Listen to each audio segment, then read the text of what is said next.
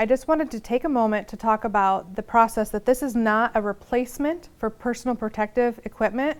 It's an alternative in case the event happens that we should run low on supply. This is not in no way replacing the current process that we have in place now. It's just an alternative and something that we could possibly use if we need to. Hi everyone, my name is Rose Hedges and I'm the Nursing Research and Innovation Coordinator here at St. Luke's Hospital. My name is Clayton Skousen. I am the Fabrication Fellow at Generate, the makerspace here at UnityPoint Hospital.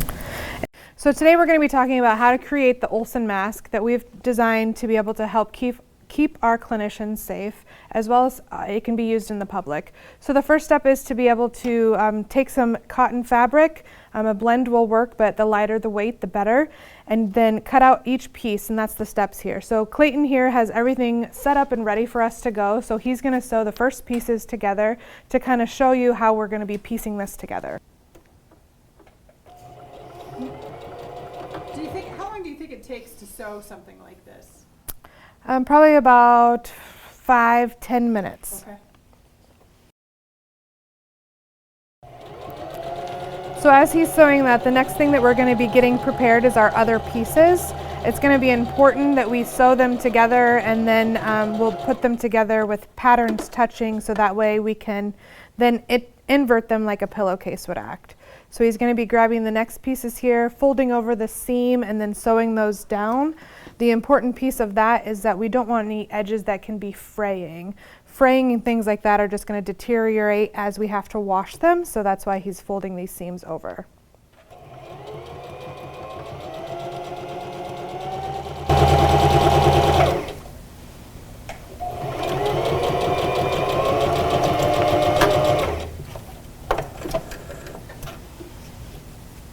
Show me how you fold that over, Clayton.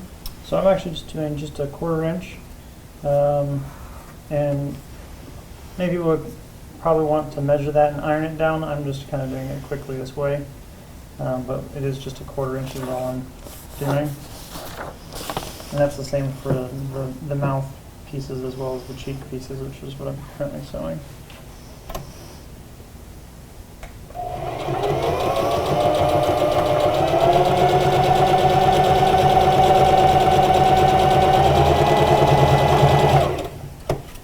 So now he's going to do the same thing with the mouth pieces.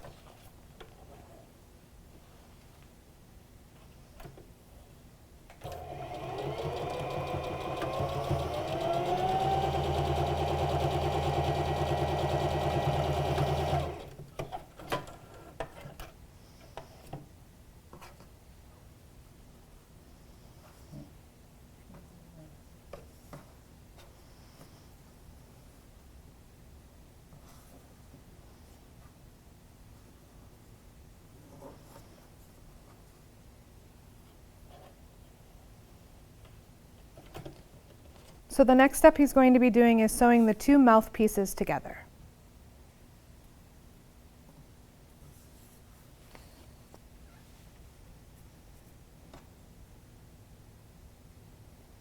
So you're just carefully lining them up. You can pin them.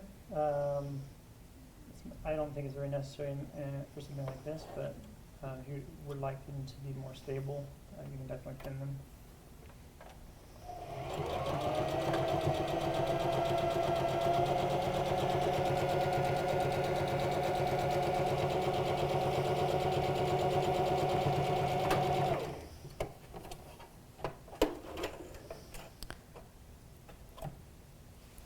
So next he's going to take the 2 mouth pieces that he's sewn together and lay them next to where the dotted line would be on your pattern with the cheek pieces.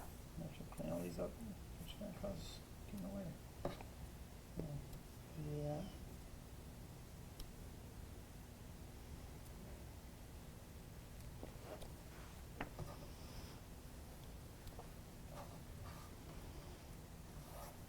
And as you're kind of cleaning those up, Rose, tell me about how this pattern was developed. You worked with, I mean, it wasn't just a solo effort. You worked with other people to collaborate on this.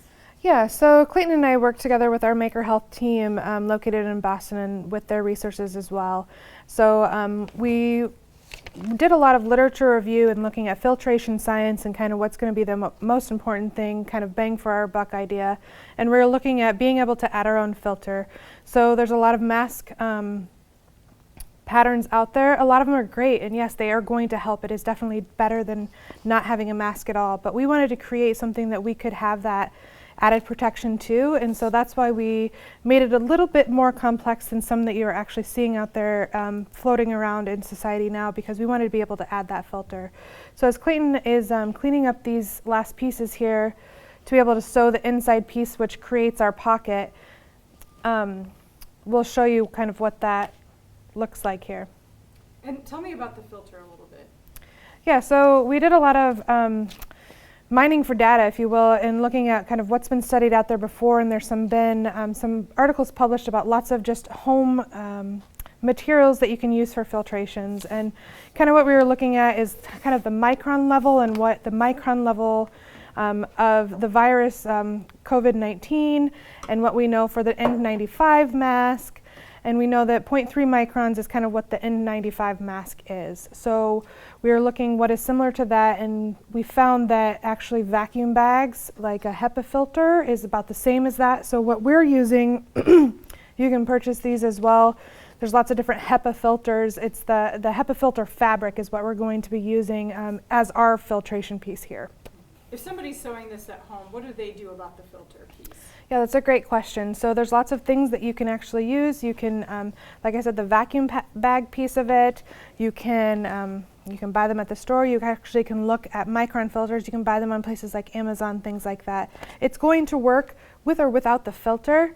It's just at the actual, if somebody coughs in your face, the filter is going to give you a little bit more added benefit. It's more about having the filter piece and then the seal, which we'll talk about here soon. Okay, so tell me what you have here, Clayton. So what I have here is the cheek pieces and then the mouth piece, and I've had them overlapped, as you can see right there, and just kind of, you can see how it blends into each other. The pattern has that blended spot, so you just put it right on top of each other at that point. And I actually am going to pin down at this point, mostly because there's a little bit more pieces hanging about. You can even pin it a little further in. Won't matter if it's, in fact, it might be even a little bit better and easier to do it like so. We'll do on both sides.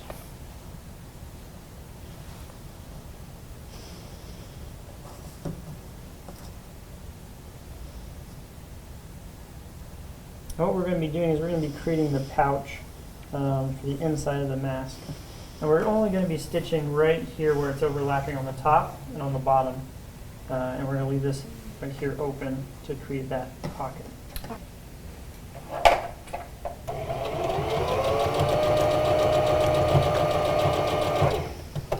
I'd like to know all of the seam allowances that I've been giving on all of these have been a 1/4 inch seam allowance, which is just, for those who are unfamiliar with sewing terms, is just how much distance there is from the edge of the material to where the actual stitch is going to be going.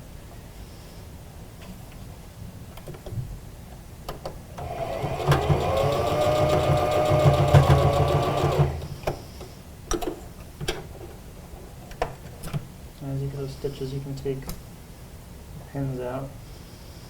Okay, so now we're finishing up the other side.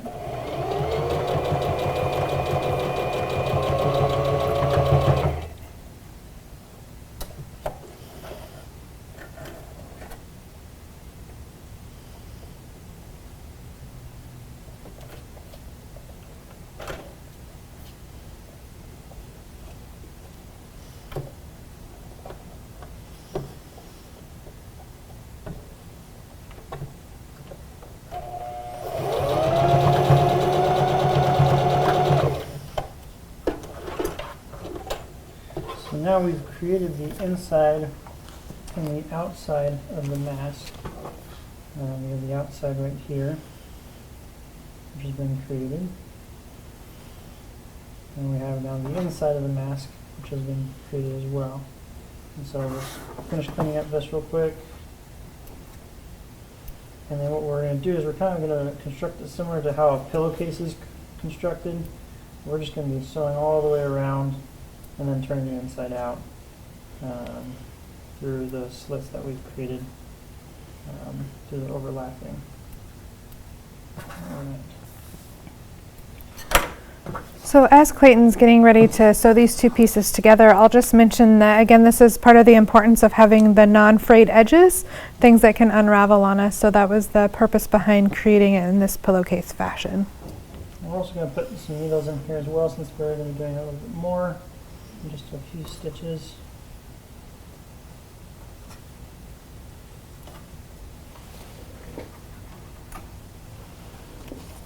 This will just help keep it together for sewing.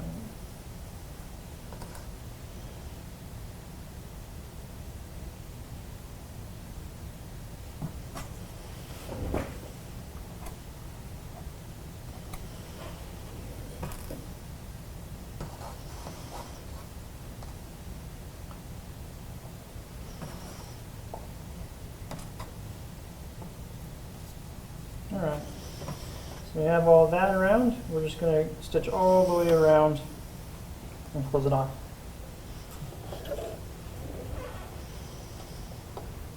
And we'll just be taking the needles out as we go.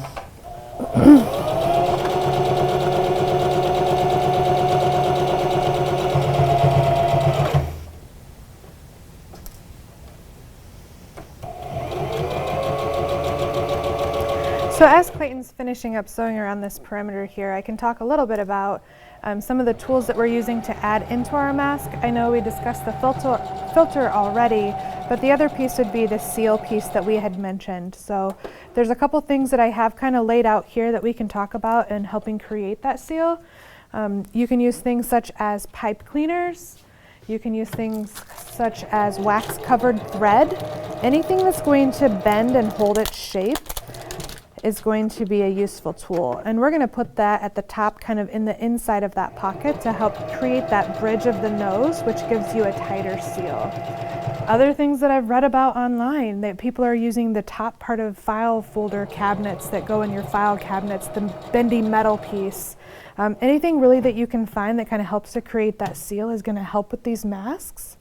As for our purposes and asking of the public, if you're wanting to donate your time and your materials, I would just say that the only thing that we're requesting right now is that you make this shape that Clayton is making here. We will take care of the filter. We will take care of putting the elastic piece on for the ear piece that holds it in place. And we'll also take care of putting it on the piece that helps create that bridge and that seal for protection. So our general ask really is just to create this pattern here. So just this, what Clayton has in his hand, is really what we need at the end of the day, and we can take the rest. Yes. Okay, just to reiterate that point, I think. And so now we have the mask completely made. Can you show it to me a little bit, Clayton? Yep. So it's all made inside out right now. And then what we'll do is there's the little pockets that we created. We will flip the whole thing out. And I have just a little like croquet needle that I've pulled aside. Just you can use with a pencil or a pen, just to kind of pop out the corners a little bit better. I think it's probably worth noting too, it doesn't have to, I mean, this is really a nice looking mask, but it doesn't have to be super stylish, does it? No. Absolutely not. Definitely it could be one solid fabric. It could be, the purpose of us using multiple fabrics here is so you could see the different pieces and kind of understand the way that we're putting those together. It could be made out of t-shirt fabric. Like I said, breathable the better, because we're putting a filter inside of this. We don't want it a heavyweight material, but really anything is going to help. Okay. And so there you have it. So you have that pocket still that you can put the filter in itself. As well as, I think what Rose was mentioning is for different nose bridges, they can also be put inside. So how do you, as well. I know you said don't worry about that aspect, but you will then put those nose bridges in yourselves, and I don't necessarily, you just pop it in Yeah, there? just slide right in. Yep. Okay. And what we have is we have wax thread, which will, once it's compressed to the fabric, it should hold in place. But we have some other options that we're looking at trying. And how would those stay in there? Do they just stay in? They do. Almost, I mean, I suppose they've got a little bit of tackiness with this here, and okay, so it won't move around so much. Yep, and if people are wanting to be adding their own elastics for their own use, we're just using hair bands, and really all you do is just fold it right over. And what I would suggest is maybe getting a safety pin and kind of figuring out how far you need it to go. We added extra length on here so you can fold it more or less for different size spaces. Find out what fits, mark it up, and then just put a single stitch right there. Okay. But if people want to even go that whole 9 yards, so to speak, and add kind of the hair bands and stuff, I mean, just make it a kind of a general length, I guess, for a face? Yeah, I would say still right now, I think that our preference would be that you would not add the elastic piece to it right now, just because working with the clinicians individually and what's going to work for them. Not that we're going to measure each patient or employee that comes in the door, but having multiple sizes that we've kind of custom made with that would probably be the best. And then the wonderful thing about these too, they're washable, so people could reuse them if they, or put them over other masks maybe? Yeah, absolutely. So that's another option as well. So you could insert a regular surgical mask in here, or you could wash them and use them. And like I said, if you don't have the filter part, it's still filtering out about 50% because it's cotton of the 0.3 microns. So it's still giving you quite a bit of protection. Okay, so now that we have our finalized sewed mask, we're going to be doing our last steps here. And for those of you in the community, this is a step that we'll take care of here at the hospital, but for those of you across the globe that are wanting to do this on your own communities, these are the last steps that you can do to make sure that it's a safe mask. So we're going to take our 0.3 micron filter and insert it into the pocket here. And again, those filters, Rose, the hospital will provide here. Yep, the hospital will provide these filters here. The help we need from the community right now is just sewing of the mask. So making sure that that comes up to the bridge of the nose and down to the chin, and it's opened up throughout this pocket. Lastly, what we're going to be doing is adding the skin-safe double-sided adhesive tape. And this tape actually will help create a seal around where your face is sealed, so that filter piece of it. So I know that this tape is clear, and I'll do my best here to kind of create and mimic that for you. Basically using the tape here, we create it across the bridge of the nose. You would kind of create a seal that goes all around where this white part is here. So then when you would put the mask on, you would be able to seal it across your face. So by putting it on in that fashion. So the piece with that we found that is most important, we actually did a fit test with these masks here, and what we were finding is that when we did this with the filter in place without the adhesive tape, it did not pass the fit test. However, doing the fit test with the adhesive tape added the extra seal for us to be able to pass that test. We recognize by no means this is a scientific, well-studied process, but we did a study of one, and we were able to find that with the adhesive tape, it did help. So we're looking forward to studying this further. And again, I just wanted to say thank you all for your support.